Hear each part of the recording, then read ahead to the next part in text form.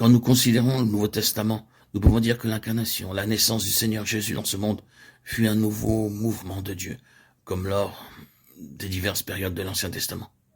C'était une bien grande avancée dans le programme divin, qui fut présidé par la gloire divine. Gloire à Dieu dans les lieux très hauts. Luc 2, 14.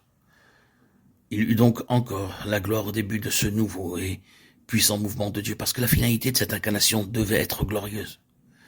Il est venu pour le rétablissement de la gloire de Dieu sur cette terre. C'est aussi l'objet de nombreux cantiques. Ensuite, nous serons d'accord pour dire que le jour de la Pentecôte fut un autre grand pas en avant dans le déroulement du plan de Dieu. Dieu progresse, et c'est là encore une marque évidente de ce progrès de Dieu à travers les âges. Le jour de la Pentecôte était une avancée divine et céleste. Et quelle gloire ce fut alors! Jean nous dit très clairement que la venue du Saint-Esprit fut sur la base de Jésus glorifié. Il a déclaré, l'Esprit n'était pas encore, parce que Jésus n'avait pas encore été glorifié. Jean 7, 39. Démontrant donc que l'Esprit fut donné lorsque Jésus fut glorifié. Ce fut encore sur la base de la gloire que Dieu agissait.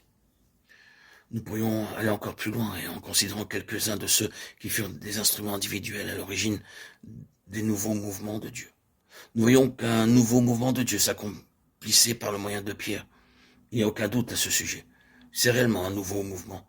Quoique Paul fût l'apôtre pour les non-juifs, nous devons nous rappeler que Pierre ouvrait la porte de la nouvelle dispensation, à la fois pour les juifs et pour les non-juifs à Jérusalem et à Césarée.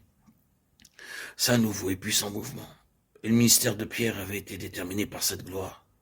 Il nous est dit qu'il était avec Jésus sur la sainte montagne et vit sa gloire, de Pierre 1, 16, 18. Cela avait incontestablement impulsé une dynamique formidable dans la vie de Pierre. L'Esprit Saint avait interprété tout cela pour lui le jour de la Pentecôte.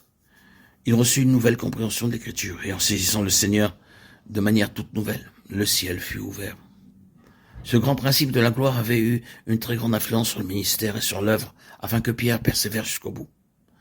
C'est aussi clairement démontré dans le cas de Jean, qui fut avec Jésus si longtemps comme son co-ouvrier et son apôtre, du moins dans Jérusalem. Quand nous considérons le début du livre de l'Apocalypse, une fois encore, nous reconnaissons que nous sommes en présence d'un nouveau mouvement. Un nouveau mouvement pour la restauration de cette gloire tellement obscurcie et si limitée dans les églises au cours de cette période. Le Seigneur vint vers Jean, à Patmos, dans une vision. Mais c'était une chose si glorieuse, et les visions étaient, elles aussi, tellement glorieuses, que plus d'une fois Jean fut complètement prostré devant le Seigneur.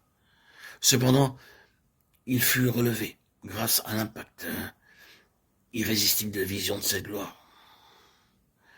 Apocalypse 1, 17, 19, 10, 22, 28. Et que pourrions-nous dire à l'égard de Paul, ce merveilleux ministère, si riche et si glorieux était né le jour où il vit la gloire sur la route de Damas.